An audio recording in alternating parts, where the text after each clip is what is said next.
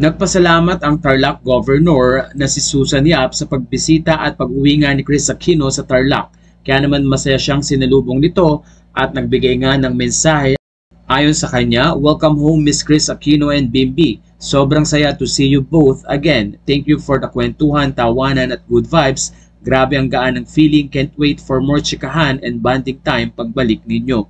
Makikita kasi na dumalaw doon si Chris Aquino kasama si Bimbi. Marami ring mga netizen ang natuwa at ayon nga sa kanila, gusto nilang gumaling na si Chris para makabalik ito sa kanyang mahal na trabaho tulad ng talk show or travel show.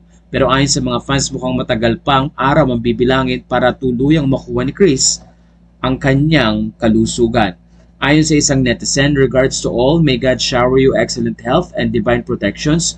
God bless us all. Mabuhay ang Tarlac, mabuhay ang Pilipinas." Matatandaan kamakailan na ilang video ang in-upload ni Chris Aquino at doon nga ay sinimulan niya uli ang mag-interview.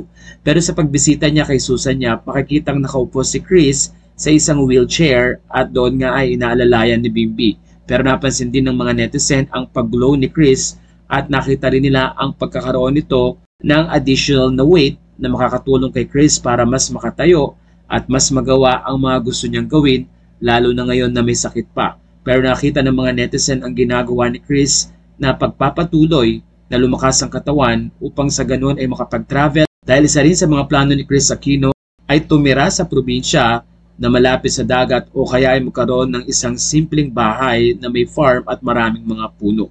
Dahil kailangan ito ni Chris sa makalanghap ng sariwang hangin at makakain din ng mga sariwang pagkain. Kaya naman ayon sa mga netizen, patuloy nilang ipagpe-pray ang paggaling ng Queen of all Media na si Chris Aquino.